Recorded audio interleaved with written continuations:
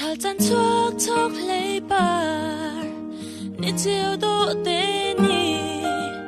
kan sem nak lai ram do tar na mo lai ram do kat lei chan na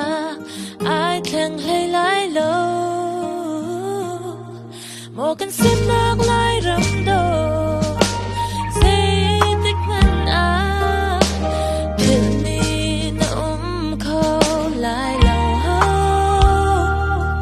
dệt lục rắm đuông lê rắm ta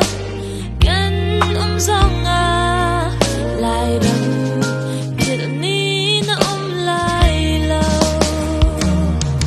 dệt lục rắm đuông lê rắm ta gần dòng gần chỉ lại lâu gần xem nạc lại rắm đuông khá chẳng khát u nào cho nạc in rắm đăng lấy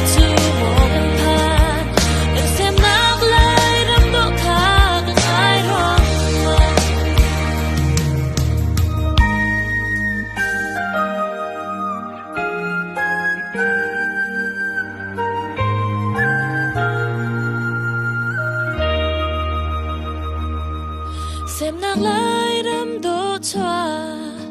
xem pi ruan na he mun khat a leng di chan kha ka ngai thal chan chuak chok lei par ni kan ram do tar na thal ko ni hun bao na lai pa phun tling ni kwa chan rel in on na kalon len nak zor tar na mo kam lai ram ka te chan nak ai kheng lai lo dait luk ram nuam le ram tha kan zong kan chin lai lo kan sem nak lai ram do kha chẳng khát u nào cho ta in ram đăng lấy chu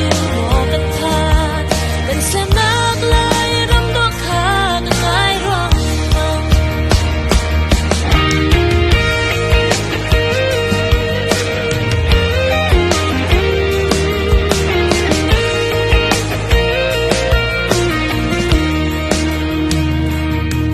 kan lai ram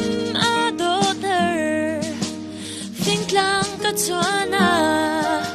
tlang kip a mai tang ni zam na lai ram liam tak lai ding chu kan siang shum lo e